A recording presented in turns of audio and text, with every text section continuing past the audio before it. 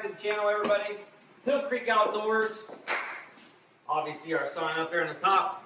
Started in 2018, the Hill Creek Outdoors in general. We just started doing YouTube.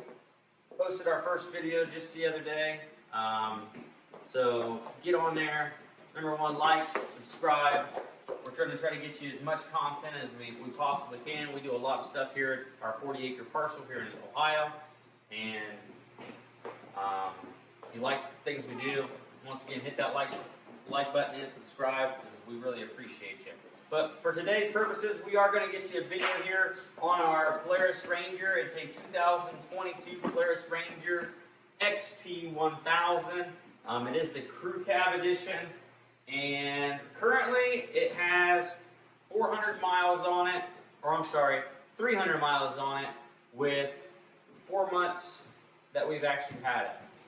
When we purchased it back in November of 2021, we were hoping to get it here before the winter, because our driveway, we need to utilize it to get up and out of it, because you can't get vehicles up here, the amount of our half-mile long driveway when there's snow. We put chains on things, so we needed it. Unfortunately, it didn't come in. So that's one downfall that I would say for Polaris is, you know, how long it took to get here. And I'm just going to be open and honest with you guys. We didn't get it till almost April. It was the last week of March. And, you know, the customer service said that it was because of supply and chain issues, which is understandable, but I didn't think it should have took that long, but it did. But now that we have it, we are definitely pleased with it, and we want to give you a review on it so far, what we have. So let's start off with the Polaris Ranger. Once again, it is the Crew Cab Edition. We needed that because we have 3 boys and my wife and I. And let me tell you something, it is not fun riding a Polaris Ranger 400 four-wheeler with 3 kids up and down a driveway in the snow falling. So we decided to get it closed in, that way we were out of the elements. One thing that we really enjoy with this vehicle so far is the ground clearance. Living in the country and doing all types of work we have a small firewood business and stuff like that, you have to be able to get it over certain things in the woods. We utilize it for hunting, all kinds of different things here on the property. So first and foremost, the ground clearance, the customization of it, your ability to put all these racks, different things on the bed, the doors, you know, we put these eye hooks on it. We're going to have a whole nother video when it comes to the customization that we added to it and the things that we added. So stay tuned to that video that will be coming up here in the near future. I want to get you some video shots of the inside, but you know, the door's open, you'll be able to get in there and do all that stuff. It's quiet, it's quieter than all the other brands. Just the pure easiness to work on it. All you gotta do is lift your bed up here, and you have access to all your maintenance. I personally do all my maintenance. It's just too expensive to take it to the dealer. They're going to charge you an arm and a leg for labor. So if you can do it yourself, I mean, there's tons of videos out there on YouTube. I might add some here in the future, but you know, just kind of telling you.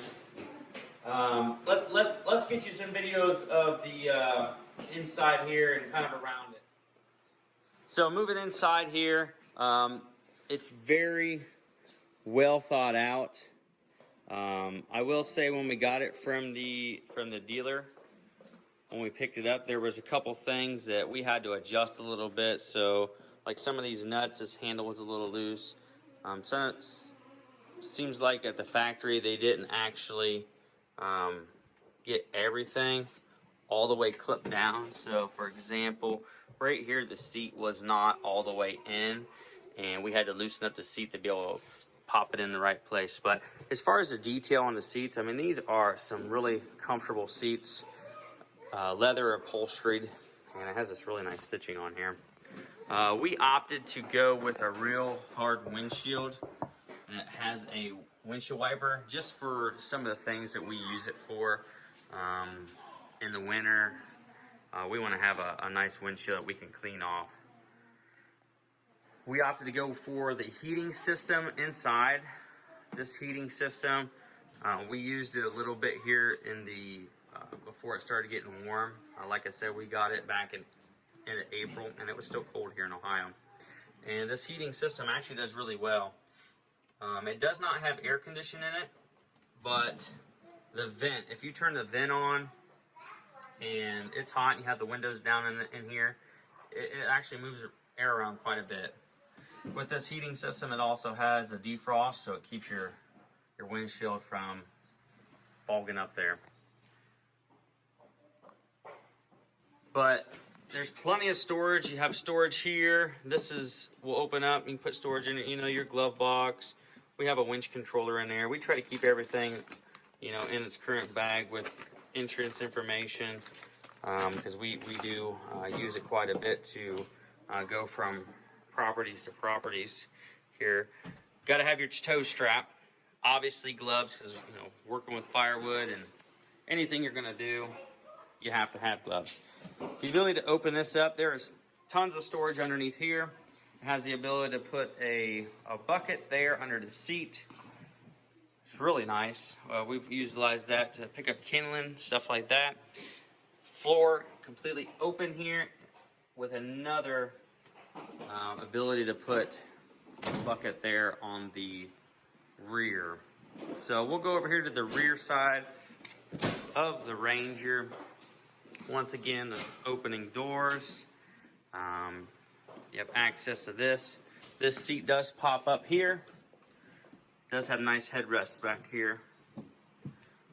Hopefully nobody gets their head bounced off of that, but you have some chargers here if you want to charge up. We've used that to pump up tires on the four-wheeler.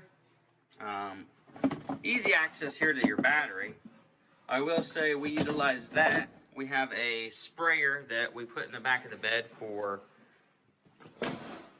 the roundup that we do around the property, and we hooked that right up to straight to the battery there and was able to round up all over the place.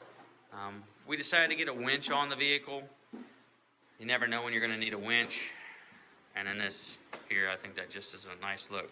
These headlights, I tell you what, for halogen headlights, I don't really feel the need to upgrade them to the LED. I know you can, but I don't think you're going to need it. The lights are just bright enough as it is. All right, boys, watch out. I'm going to go ahead and shut this. I'm going to, like I said, the ease of use right here to get to all your oil and your filter here is just very, very simple. You can open that by right there, that handle. Look at the ground clearance we have here. It has really nice LED lights here in the back. This bed space, you can put a pallet in there, so it is pretty large spacing.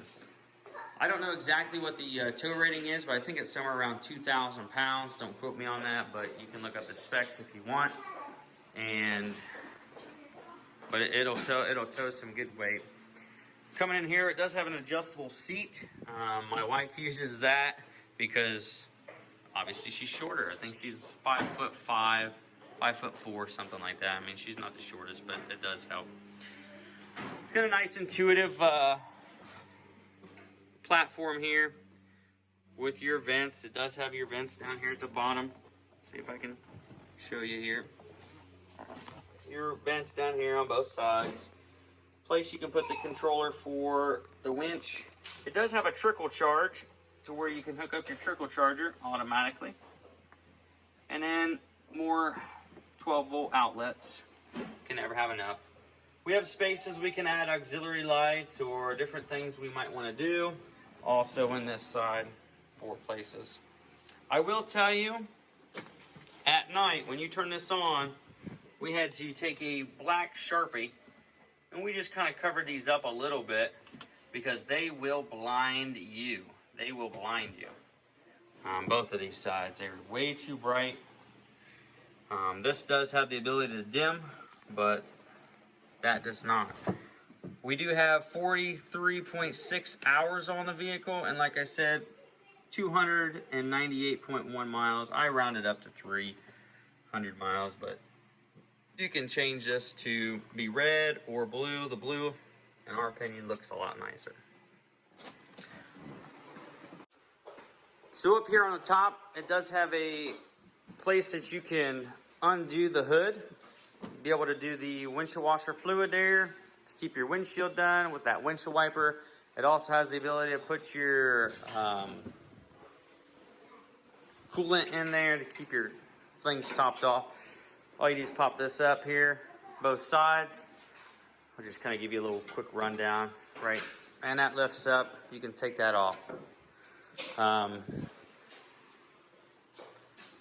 Very easy use on maintenance wise, as I previously stated there. Moving on here to the back. If I had to talk a little bit more about some things I don't like about it, number one, fuel.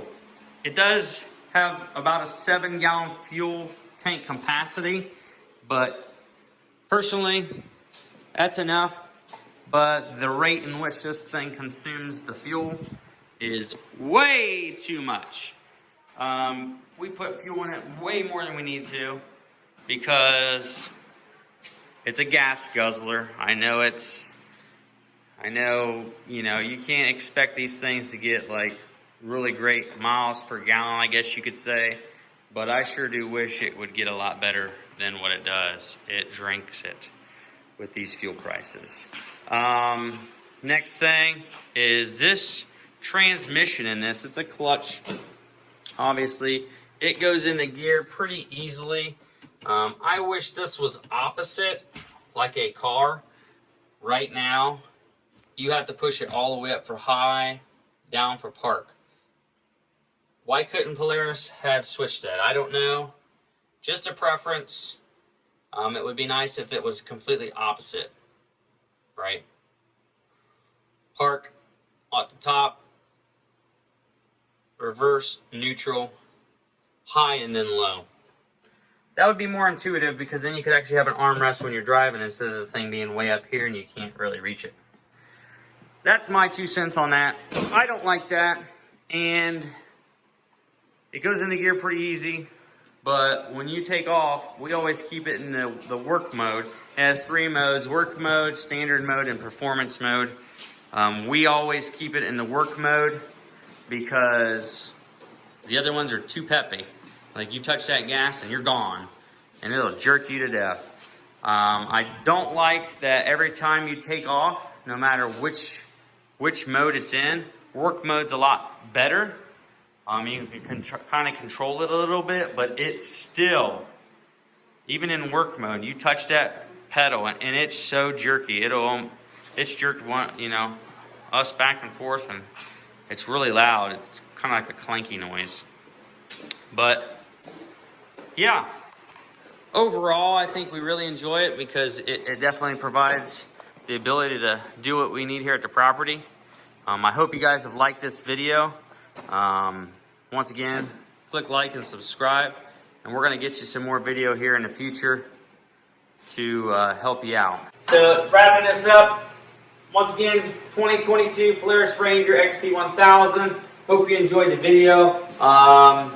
We're going to bring you back some more videos of more detailed things we've added, things we've put into the thing, and I hope you enjoy that. So once again, for us here at Hill Creek Outdoors, we truly appreciate you.